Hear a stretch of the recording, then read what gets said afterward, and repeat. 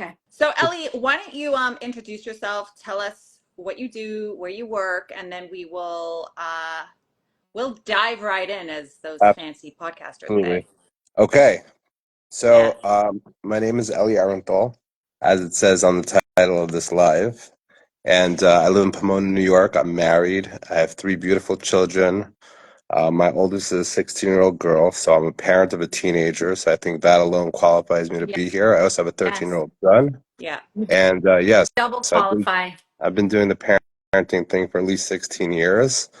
In addition to that, I started off my career working with teenagers in an organization called Minyan Shalanu in Lakewood, New Jersey, where it was basically a drop-in center for teens that were struggling with all sorts of, we'll call them mental health issues, including addiction. Addiction was one of them, but definitely not the only thing. But basically, it was kids that were not fitting in the typical setting and didn't fit in either were in school or not in a typical school or not in school at all. And about 3 years ago, I moved to I moved to Pomona, and I now work for an organization called Our Village Sober Living. And what that is we're basically a sober community for currently for men that are struggling with addictions that are post rehab. They come and they live at our program, and they stay with us for anywhere between 6 to 9 months, and we help them get back on their feet. And aside from that, I also work for a wonderful organization called CCSA. CCSA is Communities Confronting Substance Abuse, and what they do is they're a national company organization that travels around the country and educating parents and students about substance abuse. And I think it's fair to say that I spend probably 365 days a year in this arena in some capacity or another, working with addicts, working with teenagers, working with adults, working with parents, students, and really across the gamut at all levels of addiction, pre-addiction, and so on and so forth. So that's pretty much my bio in a nutshell. Well, Very impressive. I'm really glad you gave us that intro because I was just telling Danit earlier after we spoke yesterday that it was such a refreshing conversation to be had because this topic is so important, and I feel like to find the right fit for the kind of views and alignment that we have, to find someone with your type of caliber and the experience that you have, I feel like you were such a great find, and I'm so glad that you agreed to come on today because Well, I we hope I don't disappoint. You're setting the bar very high. no, the topic can be it's one of those things where it can be sensitive to some people, and I just wanted to have the right guest on, and it took us a couple weeks, and we're glad we found you. Okay, well, I'm glad to be here. So as you know, we focus on teenagers, and I'd like to hear your thoughts on having the word addiction and teenager in the same sentence. Oh wow, we're diving right in. Okay, Right in. so it's a fantastic question, and I'll start off by saying this. Over in the course of my career, I've come across a lot of addicts, and you know, I think that to start, I would say that I think we have to start with the working definition of the word addiction and recognizing what does the word addiction mean and what is addiction. So I think addiction, the way that I define addiction, or the working definition that I use rather, is it's a behavior or a substance that I'm using or taking, or a behavior that I am that I'm acting out on that is causing me harm. I've tried to stop it, and I'm struggling with being able to stop that behavior. So, using that definition, everybody has addictions. Right. I think that it's important to recognize that addiction is also on a spectrum. So, somebody who struggles with uh, instead of going to sleep at night, they're scrolling Instagram and watching Instagram lives, instead of going to sleep. And then they wake up late the next morning, and then they come late to work, and they continue to do that behavior. So we could say that falls into the realm of addiction. However, I don't think that we would call that person an addict. I don't know that it's helpful to call that person an addict. I think we can say and agree that he has addictive behaviors, he or she has addictive behaviors, but we wouldn't call that person an addict. Now we have another person who's, smoking crack and shooting heroin. We'd say that person's a level 9 or a 10 on the 1 to 10 spectrum of addiction. That person obviously requires a much higher level of intervention in order to get that person the right support that they need. So when it comes to teenagers, I will say in all my years working with in this field, I have never come across an addict teenager that we would say that's a level 9 or 10 addict. I don't think that they have enough time in their lives to get to that level because they're just teenagers. Now, do they have addictive behaviors? Are there maladaptive behaviors? Are they doing things that are not working in their best interest? Yeah, absolutely. But that's probably just one of their many parts.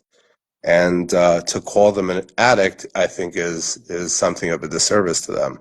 If you take a teenager and you say, a 15-year-old or a 16-year-old, you label them as an addict, and you say, okay, now you need to go to addiction treatment, and we're going to put you into AA, into Alcoholics Anonymous, and label them for life. I think that might be a disservice.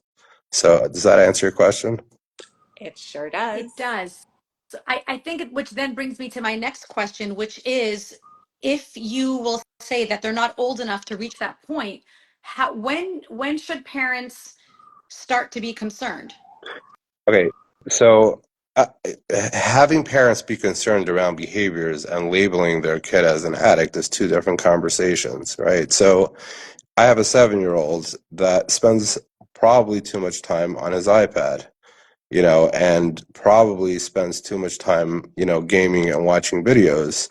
That's behavior that I don't know if I should say that I should be concerned about, but it's certainly behavior that, the more we're training his brain to rely on something outside of himself to be okay, and the more time he spends getting dopamine hits from his iPad, we're going to at some point, start replacing the natural dopamine that the body's producing with outside intake. And it's something to be mindful of at very, very young ages, and we also, we give babies pacifiers, if we start this at a very, very young age. We start developing ways and patterns to soothe ourselves. We start developing ways and patterns on how to regulate our nervous system.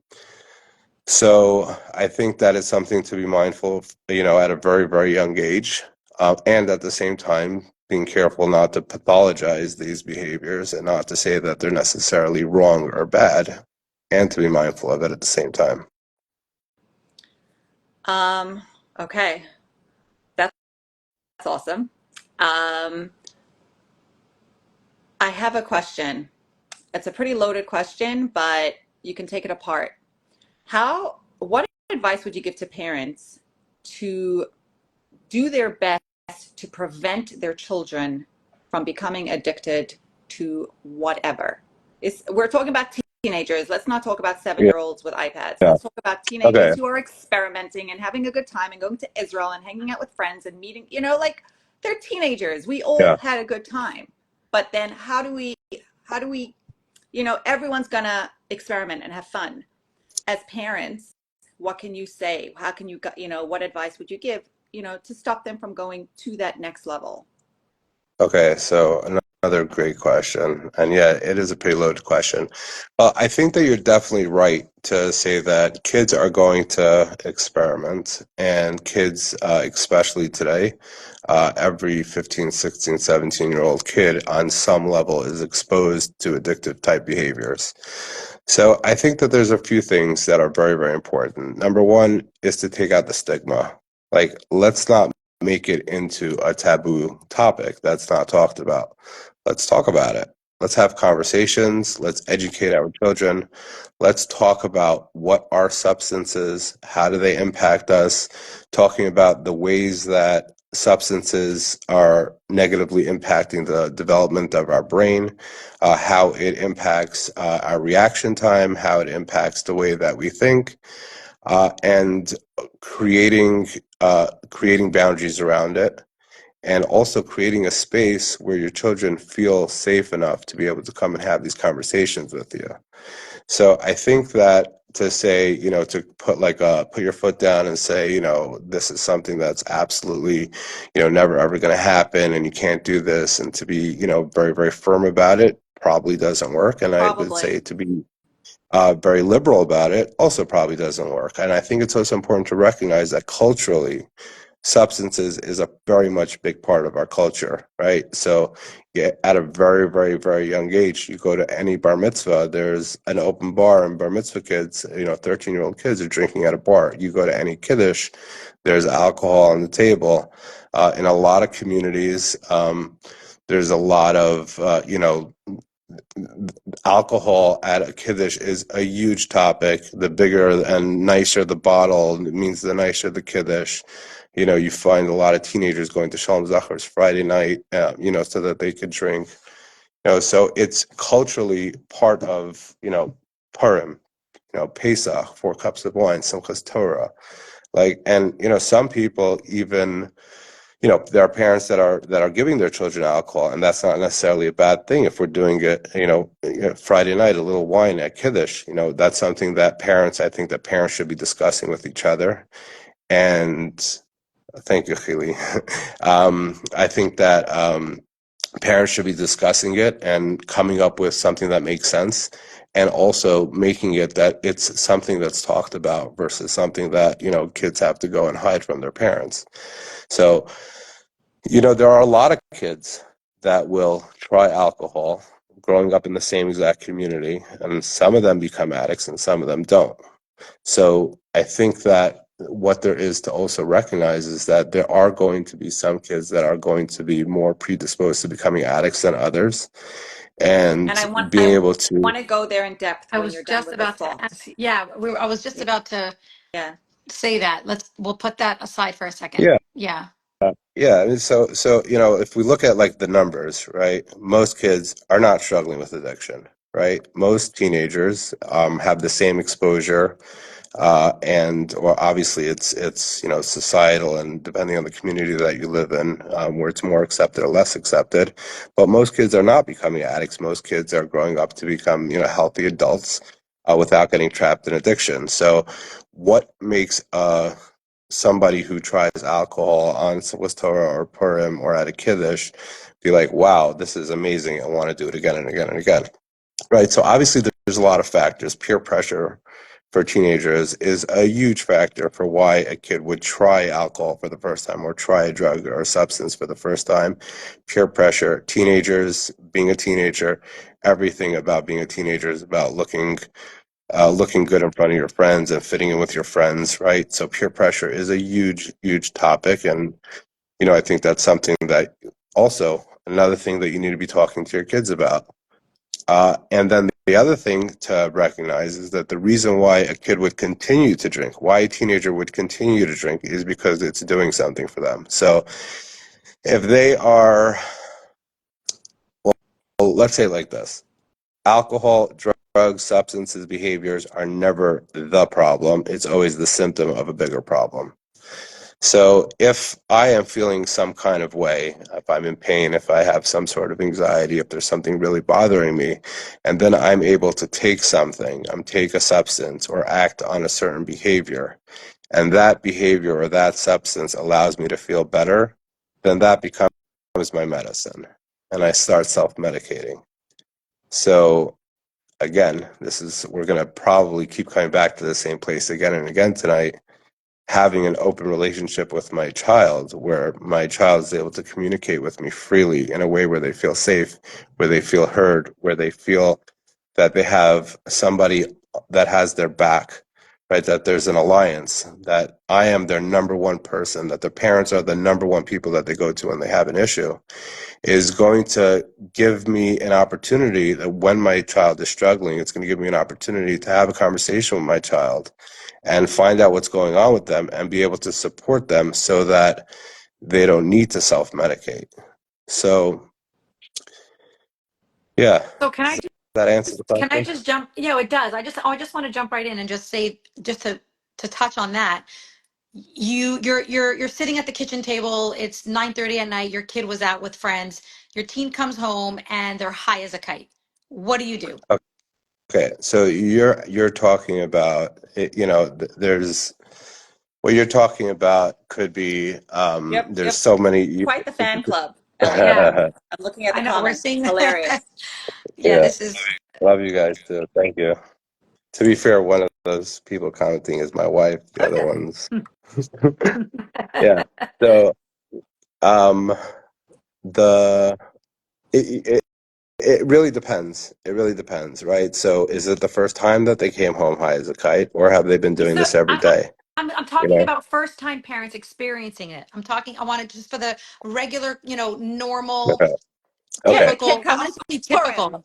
The poor kid comes home drunk on Purim. They didn't intend to get, Or or Well, I just don't know if high. Perm is a great example Okay. because Perm, a lot of kids are getting coming home drunk on Perm, in the 13, 14, 15, 16-year-old age for sure, right? And then older, like definitely. But if a kid comes home on a Tuesday and they're high as a kite, right? So first piece of advice for that parent is to take a very, very deep breath. And then when they finish, take another one. Take three. Okay.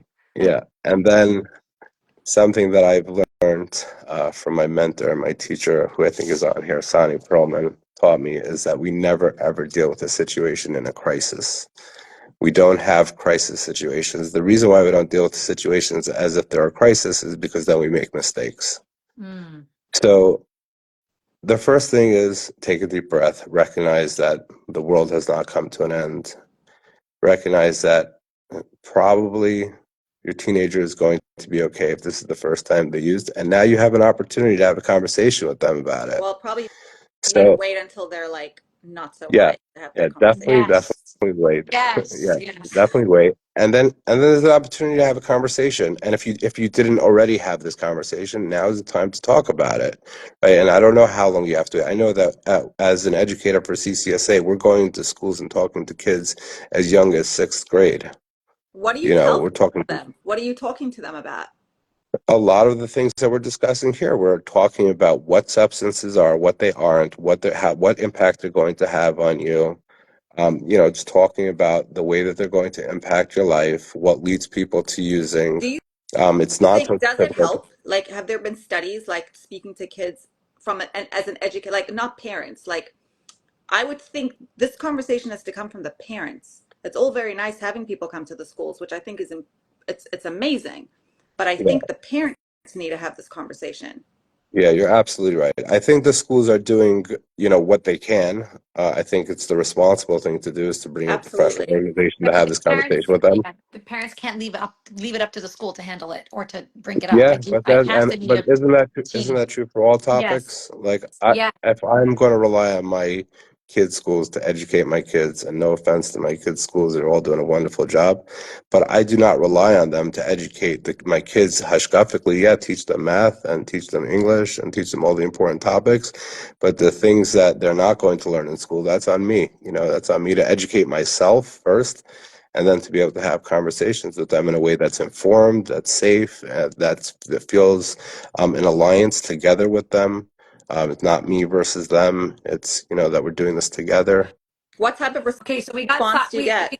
we got Oh, sidetracked. You were doing so we were giving such good tools on what to do if our kid comes home drunk off. Yeah, So take a yeah. deep breath, So take two deep breaths, not to deal definitely, with it in yeah, crisis, and definitely then for what? you. It's not a crisis. Recognizing it's not a crisis. Recognizing that this is an opportunity to have a conversation with them. Wait for them to sober up, and then maybe take them out for breakfast, and then talk to them in a very safe, supportive way, and be like, "Hey, I understand.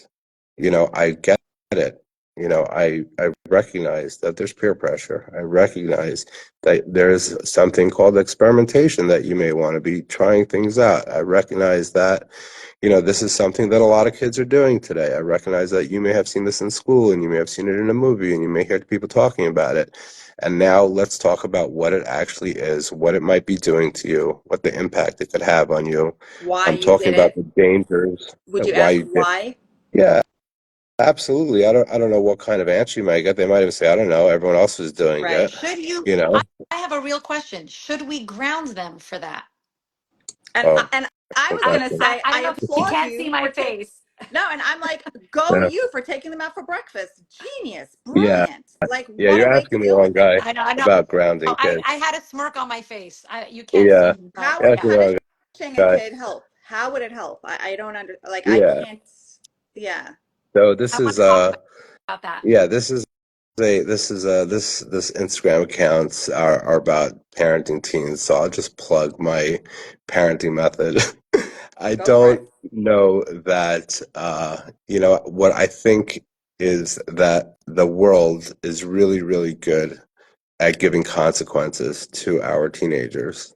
If our kids um, don't go to school, they're going to get bad grades, right? I don't need to beat my kid up more than my kid is already beaten up. If my kid does something wrong, I guarantee you they do something and they know that I'm disappointed. I promise you that that's enough. And they don't need me to double down. Yeah. And the only thing that doubling down is going to do is going to push them away so that the next time they get high, I won't know about it and they won't come to the kitchen table.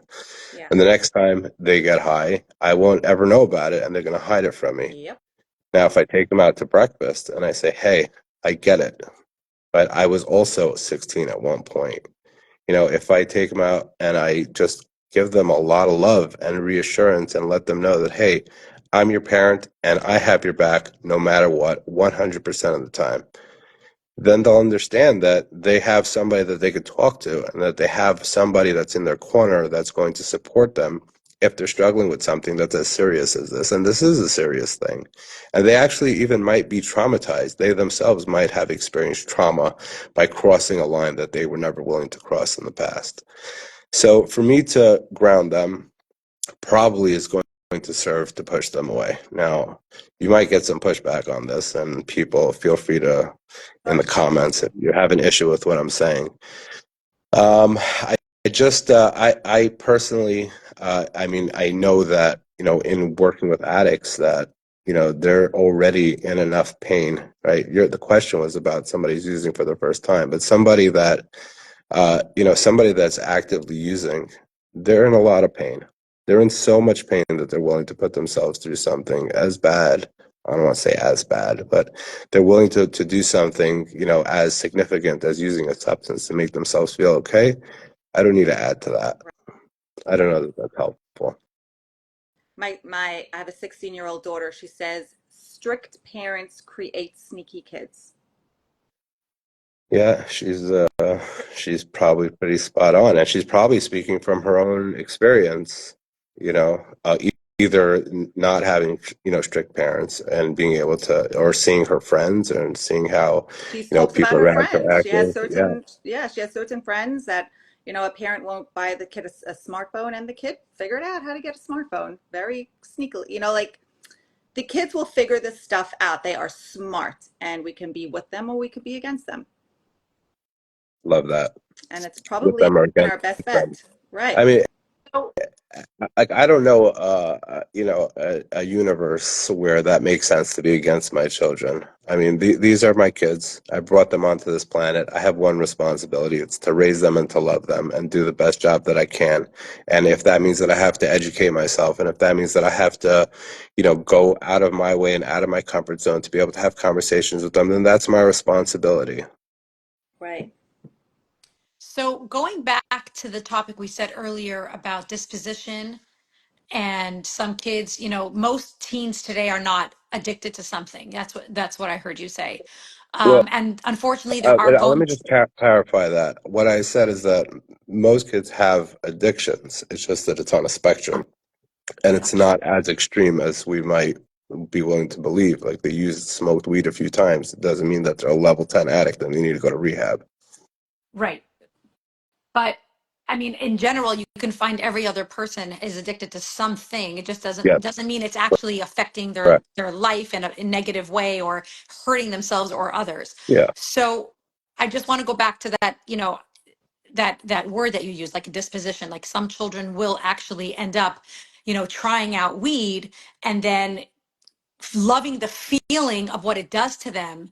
because that's really what it's about. It's what it does to them. And so they constantly go back to that feeling of, wow, this feels so good. Now I don't have to feel what's really going on underneath. So my question is, does that mean some children are more disposed, meaning like, are they, is it a genetic thing? Can we talk about genetics versus Well, environmental? listen, there's probably a lot of studies and a lot of people that are a lot smarter than me that could give you all the science and the data. But I'll say this: if I have alcoholism or addiction in my family history, then it's very likely that my situationally there's dysfunction in my family, and as a result of the dysfunction, I have pain that I'm looking to cover up. So, I think that there's probably science that'll say that parents are addicts, the children are very likely to become addicts. And I'll say that probably the reason is because they were addicts. So they abandoned and neglected their children, and therefore their children have trauma. And the only way that they're able to feel okay in this world is when they dissociate using a substance. So, I think tomato, tomato. I don't know exactly uh, you know, how to answer this totally, but I think that any kid that has experienced trauma, and obviously the more significant the trauma, the more likely that it is that they are going to become, struggle more with addiction. I mean, I could say this with confidence that every single addict that I know has significant trauma in their history. And the significant trauma doesn't mean necessarily from one person to the other, doesn't mean that it's the same thing. It means that the way they experience what they went through to be traumatic. So, any person that I've ever come across that struggles with addiction has pain, has trauma, and, I hate to quote Gabor Mate, but Gabor Mate Smart says that we guy. don't ask why he is. I just wish he Let's give it wasn't to such a him. I You know, know, I yeah. know, we'll I take the So know. good. Let's take the good stuff. He's got yeah, a lot of good stuff. yeah. So he says we don't ask why the addiction, ask why the pain. Yeah. Like follow the pain, don't follow the addiction. Let's look at why they're suffering and let's deal with that. And then hopefully the symptoms will go away on their own. Let's not deal with, be hyper focused on what the problem is. Let's be hyper focused on what the solution can be. Right. Right. I think that's an amazing segue into what the parents can do for their child if they see that the child is beginning to, we're not just talking a one-time event that the kid came home high, that they see it's happening again and again. you know you could send a kid to rehab, but if the family dynamics do not change, if the parents do not change, the kid's going to come back home to the same situation. And Yeah. what are your thoughts on that? Okay. I'm glad that you mentioned rehab. Teenage rehabs, I hope somebody comes back and gets really upset about this. Go Teenage for it. rehabs is a complete waste of time and energy. I've never ever seen it be successful. Okay, it makes At least sense what not you're the first saying, time though. around. It makes Tell us, sense Yeah. what yeah, you're saying.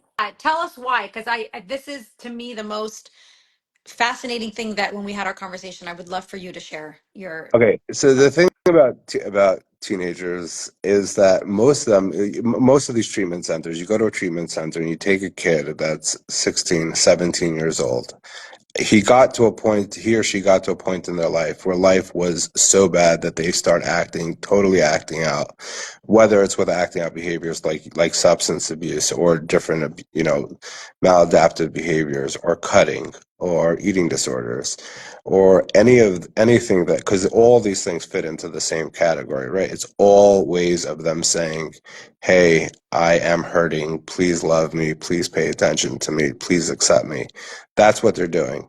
So if you send them to a treatment center and you say, hey, we're going to now ask you to leave our home because we have no idea how to deal with you. We're going to send you across the country to some strange place that probably is not going to be culturally sensitive to your needs.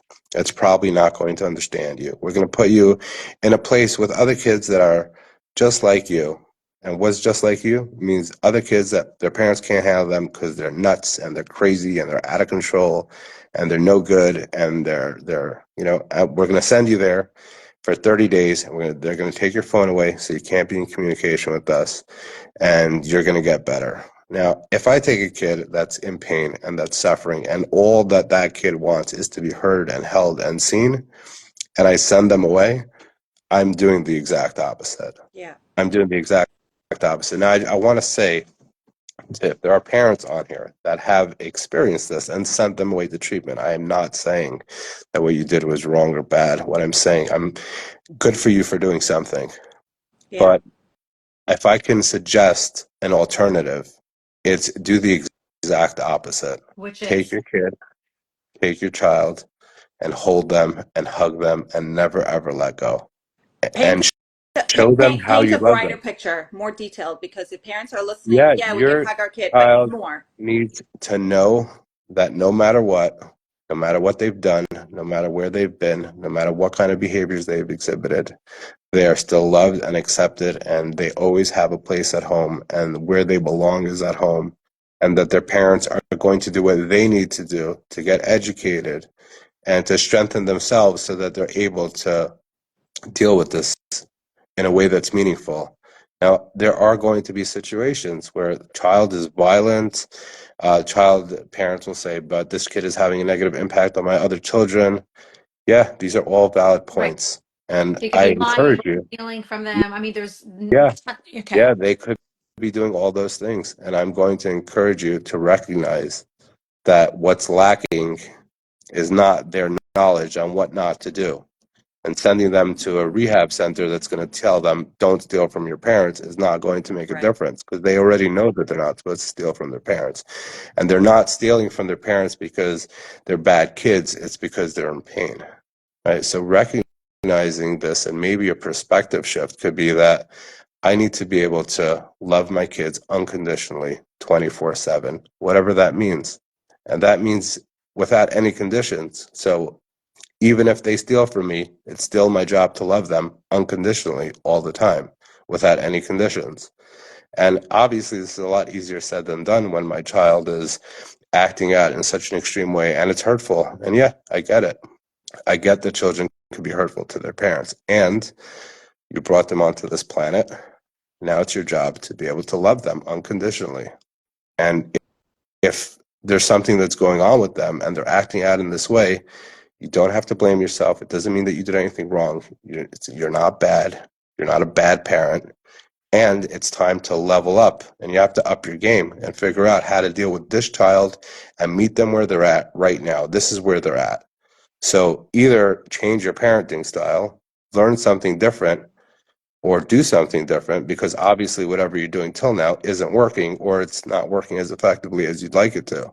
So figuring out how to deal with the child and meeting them where they're at and dealing with them with, and not trying to have them be a way that I want them to be. Because unfortunately, we, believe it or not, we actually don't have any control over that. So I think that what that could look like is that, some things that you may not have been okay with in the past, you may have to learn how to be okay with it. And you may have to find people in your life that are able to guide you and support you and able to, change your parenting style. You may have halachic shilas about what's okay and what's not okay. You might have hashkafa questions. You may have to find a whole team of people that could support you. You should be getting your own help and your support so that when you get triggered by your child, you learn how to deal with it. Your child doesn't have to change because of your triggers. So what that could look like is, a myriad of things, but really the parents should be getting as much support as they possibly can. And, and have a team, have a therapist, have a support group. There's plenty of support groups for parents. Have a rabbi that you can speak to. Have friends, link up with other people that are struggling with the same thing as you. There's no shortage of support for parents that have this issue and that are going through this. Wow. So let's talk success rates then. Can you tell us a little bit about how you've seen this work firsthand? Okay, so I mean, yeah, I don't work directly with teenagers, so I could success rate. I could talk about my own children, and other people might look at my children and say, "Well, that's not, we wouldn't call that success for our children." And I tell them, "Well, I don't really care. It's not really that important to me." Right. Right. So everybody, for me to be able to say that, um, to say what's called success. Success for me is that I talk to my children. That's successful. Yeah. For me, success is that, some people will say in the treatment world, like success means abstinent or sobriety. I don't think that's true. I think success means that we've dealt with the pain in a way that, a person is able to live their life successfully and happily and, deal with life on life's terms and not need substances in order to be okay. So it's hard for me to say what success is, or to talk about numbers.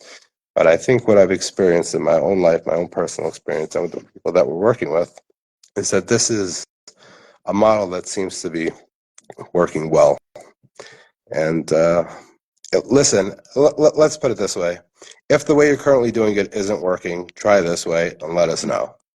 And it's a lot cheaper than rehab. It's a lot cheaper. Yeah, it's also, rehab could really be really, really traumatizing, you know. I know someone whose child came back worse after rehab. Yeah, and I'm not going to say that rehab is not important. Rehab plays a very, very vital role Correct. in addiction recovery, We and are we not need knocking rehab. rehab here. Yeah, We're we dealing need with rehab. teenagers from the Yeah, ages of 13 to 19. Let's be very yeah, clear. Okay. Okay. Even 20. I would even say 20-year-olds are still kind of. yeah. Right. So Ellie, you were saying, it could be very traumatizing. Yeah, and most, if you look at the structure of rehabs, like what they're doing is they're spending a significant amount of time doing a lot of clinical work and a lot of digging and excavating and doing, things that is not normal for teenagers. Yeah. Teenagers should be hanging out with their friends, having a great time, living their lives, doing normal teenage things. And I'm going to take my kid and try to like squeeze them into a box because I'm not okay with the way they're behaving, or I'm not okay with, I don't know how to deal with them. It's very likely that it's going to backfire. Yeah, I'm reading that book. I don't know if you've read it, Bad Therapy by Abigail Schreier. Yeah, yeah. So just There's one been thing some that I really like, controversy around that. Wait, Yeah, I mean, I don't agree with everything in there, but yeah, one thing I love what she says is like when you do put a kid in therapy, it's like they're like ruminating and sitting and yeah, like dwelling on yeah, like all their hardships and their traumas, and yeah, that's not a good thing. It's not a good thing. yeah. Yeah, and not to say that again that the therapy for teenagers could be very, very vital and very useful Absolutely. and very helpful. yes. Absolutely. Yeah, we're not putting down therapy for teenagers either. Yeah, Disclaimer. We should have like a whole We list should of have a yeah, disclaimers. disclaimer. We're not putting it yeah, down. I think but some yeah, children. no, a successful therapist is going to give a teenager tools, going to help them be able to see perspectives and see things maybe differently, help them create, goals, and help them find, look at their lives in a way that's, that sets them up for success. But yeah, like, digging up traumas with teenagers could be, it definitely, if it's not done with a highly skilled professional, could be re-traumatizing. Right. And also, And also, I think there's something to be said about forcing a teen into therapy. Like if a kid doesn't right, want to go and you say, well, if you do this, then you're not, then you're going to have to go to therapy, yeah, or having some type of like, you know, consequence for it that they're, who is it really for if the kid doesn't want to go? yeah. Well, we could expand that to anything, forcing kids to do anything.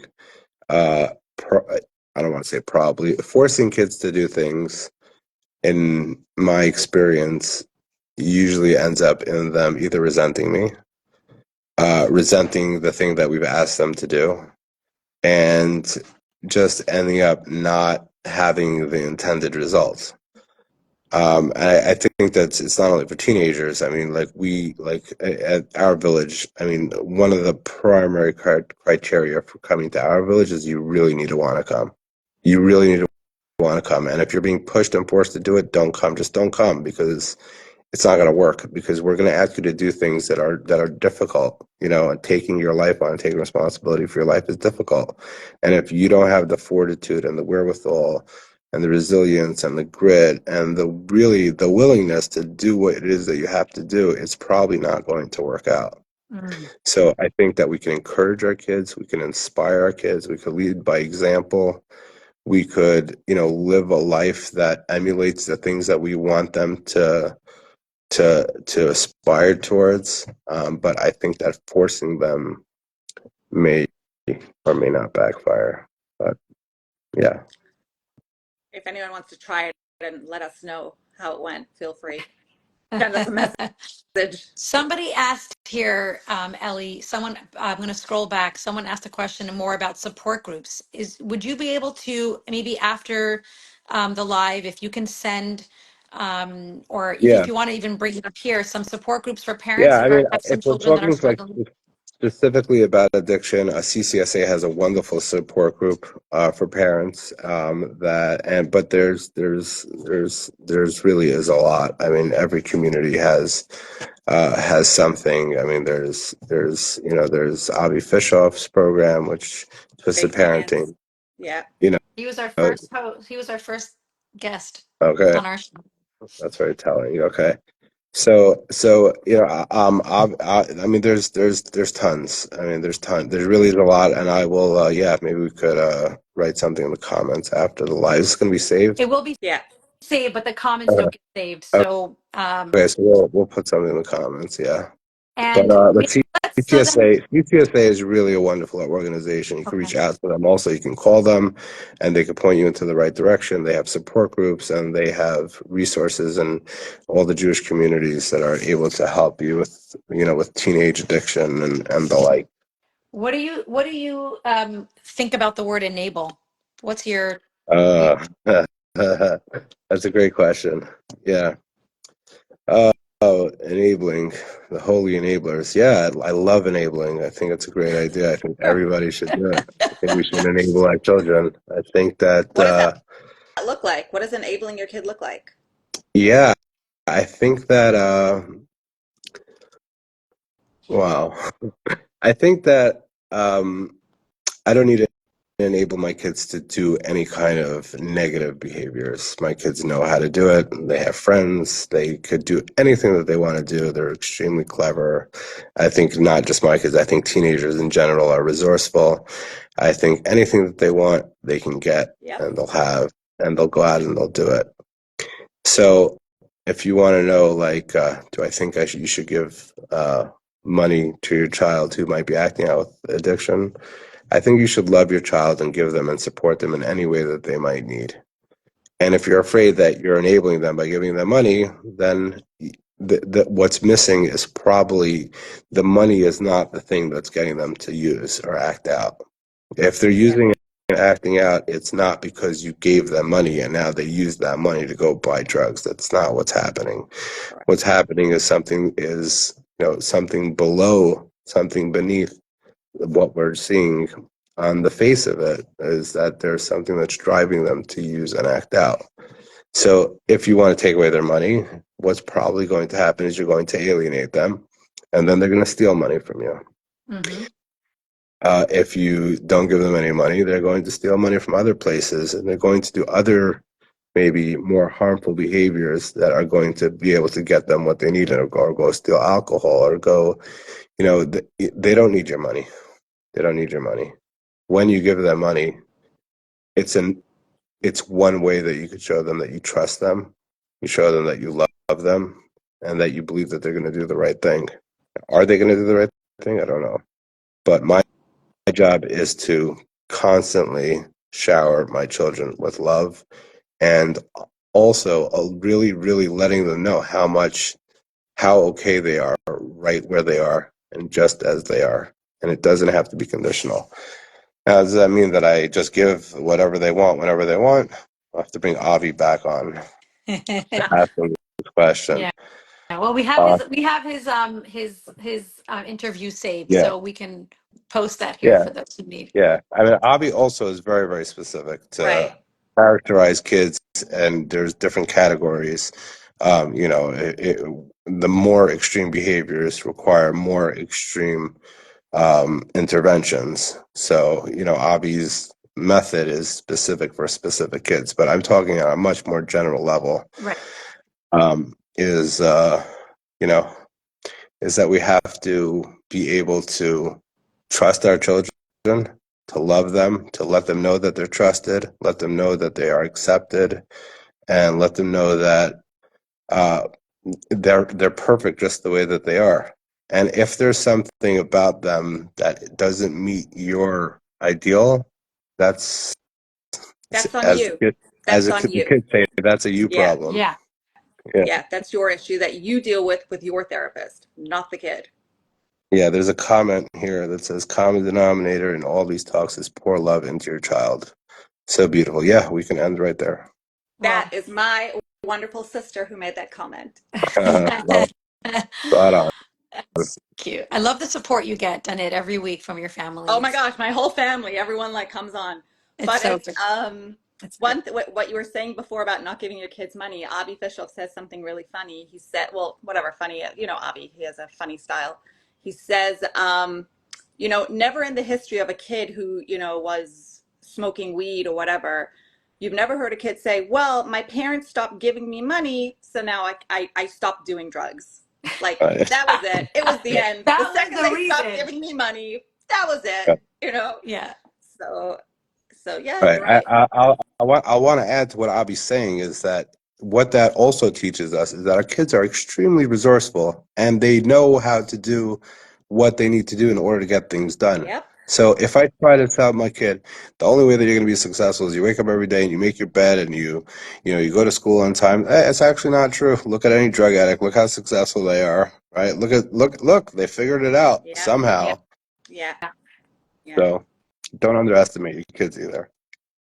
That's a big one. That's a huge one. Some parents think their kids don't know that smoking weed is probably not in their best interest. Like, do you think kids don't know that? Like, They they know, and know. that's why they're hiding it from you. They're smart. That they know. Yeah, they know. Like, really? Oh, I didn't know. I didn't know drugs are bad for me. Oh, thanks, mom, for pointing that out. Now I'll stop. Right, now I'll stop because I don't Yeah. want. Right. At the same time, educating them on, the nuances of it and, talking about there are important things to talk about, I think, is if you're buying drugs off the street, that recognizing that they could be laced, recognizing that there are drugs like that we're seeing like today, like people smoking weed and they're having, psychotic episodes and things like that. Yeah, Um, mixing, mixing. Like, mixing weed and alcohol or prescription medications with any other substances. I mean, there's a lot to talk about. And if you happen to be on here and you're an educator or you're involved in a school and you want to bring CCSA to your school, just reach out to CCSA and they'll come. They do. Not only will they talk to the kids, they'll also talk specifically to the parents on how to talk to your kids. There's a I lot think it's brilliant. to talk about. That's brilliant. I think the Right. part where they speak to the parents how to speak to their kids, that's amazing. That's Yeah. That's amazing. amazing.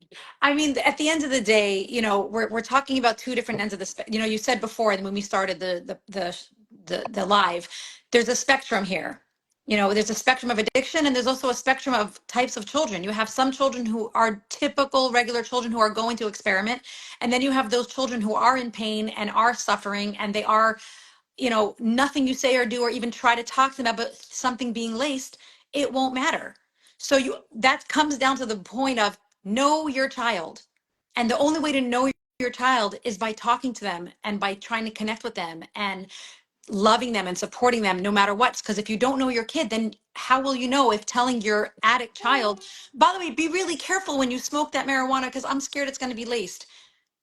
You can't, that they don't care. Yeah. It's too late.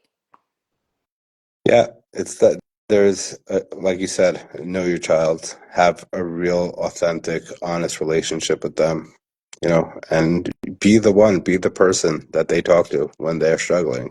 And the way to do that is by not doing the consequence routine because that pushes them away. So I said it facetiously. I hope you understand. I deliberately said it so that I could throw you off guard a little bit. But it was more of like, I remember the first time one of my kids came home drunk from a wedding, as you said before, an open bar at a wedding. And it was the first time I had this experience. Not all teenagers are going to put you through that. Just so you know, not all teens are going to experiment. And I remember being so angry. I was fuming. It was the first time I did not know how to handle it. This was many years ago. And I remember trying to like, in my mind, I was, even while this child was sick, I was trying to punish her, trying to be like, I'm not gonna, I'm not gonna hold your hair back while you're vomiting. It's your problem. Like, I wish I could turn the clock back and do it all over again, because that was the first time I was faced with this. And I thought, I'm gonna show her, if I'm angry, she won't do it again. I'll show her this is wrong. And I'm only saying this story now because for those parents that, you know, God willing, this will never happen. And when that does happen, listen to what Ellie said. Don't react in the moment. Take that deep breath. Don't do what I did. And If I can add to that, if you did behave or act and respond in a way that you feel was not appropriate, by the way, it's okay to apologize to your children. And it's Yeah, okay. I have that on my And page. Yeah. as long Yeah, as I we're agree. alive, we could fix it and we could go back and say, hey, I actually had no idea how to react. I overreacted. I should have held you here while you were vomiting, right? Or whatever it is, and be like, hey, by the way, I'm a human. I made a mistake and I'm sorry and I promise to do better and I promise to to learn and to I say that our kids are our biggest teachers. Like Oh, oh yeah, I had no totally. idea how to totally. have be a parent before I was a parent, and I'm learning on the job. And unfortunately, it doesn't always turn out so well, And I do make mistakes, probably a lot. Probably invite my child, one of my kids, to the live. They'll probably tell you about all the mistakes I've made. But I also, when I do, I try to make it a point to go to my child and or go to my kids and apologize and say, "Hey, I made a mistake." Guys, what's cooking asked a question. Doesn't it take away from your respect when you apologize to them? I think the exact I opposite. agree. I think you're teaching them. I think you're teaching them what it means to take personal responsibility. I think you're teaching them that it's okay to make a mistake. I think you're teaching them that when you make a mistake, there's a way to fix it. And I it's mean, also what the a way you bring it up. You're not saying, "Oh, honey, please forgive me. I'm so sorry." It's not, that's not what you're doing. It's called right. You're owning your stuff. modeling behavior. Modeling behavior. If we want our children to own up to their mistakes, we have to own up to our mistakes. We have to be role models. It's simple. Ellie, how would you like model an apology to your kid? I mean, I think kind of the way I just did it, just being like, talk to them, not in the moment, waiting till things are calmed down and be like, hey, like, I can't believe I acted that way. It was, you didn't deserve that. You deserved a lot more than that. I made a mistake and I'm sorry. And I hope no, it might happen again, but I really hope that it doesn't. And I'm gonna really make an effort to try to, to try to make sure that that doesn't happen again. And if it does happen again, I hope I'll be able to have the humility to be able to come and apologize again. I love that. I love that. Yeah. So, I mean, I guess like in a nutshell, in a huge big nutshell, like addiction, all of this stuff, everything. Like my sister, my brilliant sister, what she said, it all boils down to one thing: connection, connection, connection, right? So someone, Connection, sorry, love. Yeah. someone just posted what would be the best way to react when teen comes home drunk from a wedding. So we actually talked about this in the beginning of the live. We're going to post it here. It's going to be uploaded to Spotify and on YouTube. And if you want to get in touch with either myself or Danit afterwards, I'm more than happy to send you the clip. Ellie described it perfectly on what to do. So Right. we're not going to go over it again, but it was a fantastic, fantastic tool that Ellie gave. And I really hope that you can watch it afterwards. So Ellie, do you have any, we have a couple of minutes left. Do you have any parting message to them? There will be many people that will see Yeah. this. Yeah. Any parting Party message. message? Hmm. I'll say this. It's really, really simple, honestly. And we are very complicated, but it is pretty simple. Yeah. Um, the answer is always love, and it doesn't even matter what the question is. It's always Oh, I love, love and it's only love. that. Oh, I And love that. It doesn't matter what the question is. well, kudos to Heike. She sent me a meme that said that once. If she's still on here, so it's always going to be the answer. There she is. Only love, always love. It's the answer. So if you're not sure what to do, love your child. I promise you it won't make it worse. I promise you it will not make it worse. Just love them. And if you get confused about what to do, love them. And if you're trying to reach someone to ask for advice in your crisis, love them. And if your child is acting out, love them more. And when the acting out behavior is always saying, please love me, please see me, please hold me, please hug me. That's what I'm they're in pain. asking I'm for. in pain. I hurt. I hurt. I'm in pain. Yeah. And it could be even not in pain. It could be just like that, children have, I think not only children, humans, we have this innate, primal need for attachment from our primary Yeah. caregivers, and that's our parents, Yeah. so, That's a very loaded question. How to give oh, love to your child when you That didn't get is it. I think that's that's a that's whole an right. you know what? We're gonna bring on Heartbreak I'm for gonna that bring on question. we're gonna bring on an amazing guest to talk about that because that is such a good topic. We can do a whole hour on that. yeah. Yeah. I Um, mean, let's address it for one quick second. Do it. It's Do it. such a good question. And we are a generation of people, the generation that came, second generation out of the Holocaust and whatever, and came from, generations that, were just trying to survive. And, loving their children wasn't always the top of the priority list. And my heart breaks for that question. And it really, really makes me sad. And only love your children. Go figure it out. Go figure it out. Get Go to therapy. therapy. Go do everything that you have to do to figure it out. Yeah. Go figure it out. That's your job. You're Yeah. the parent. Go figure it out. Go figure out how to do that because you're just going to continue the cycle. Yeah. And if there's anything, that we can do is we can break the cycle, and it doesn't have to be this way. And I'm sorry for those who didn't get the love that they needed as a child. And today, we're not in victim. We don't have to be victims anymore. We don't have to be in victim mode. We could actually take responsibility and go do what we have to do. Right. Go love Right. your children. And work Figure on it out. yourself. It's, everyone has to do their own work and that affects everything. But Ellie, it's it top was of the good. hour. We're not going to keep you for any longer. We really appreciate your time and your wisdom and your insights. It's been really, really awesome, like really inspiring. Thank you so much for joining us Yeah. tonight. I know that everyone's busy schedule, so thank you Yeah, and again send us all for that contact info of all the different organizations. We'll post to it our when this goes up. pages. Yeah, Yeah, a lot of people Okay. absolutely. have been sending me messages like, how do we get it? All the Okay. different resources. This was Absolutely. really. And people I can hope feel to. free to hit me up on my Instagram and thank you for having me and thank you for giving me this opportunity. I mean, I think these are messages that cannot be shared enough. So Yes. Yeah, yeah, and we're glad to provide the platform to do I it. hope you'll come back and join us again Yeah, because this is like please. we just absolutely. touched on Right. this. We just touched on it. I I feel like feel, we can go yeah. on another hour. Thank you. Okay. Okay, Great. Have a great night. have a great night, Take everybody. Good night. care.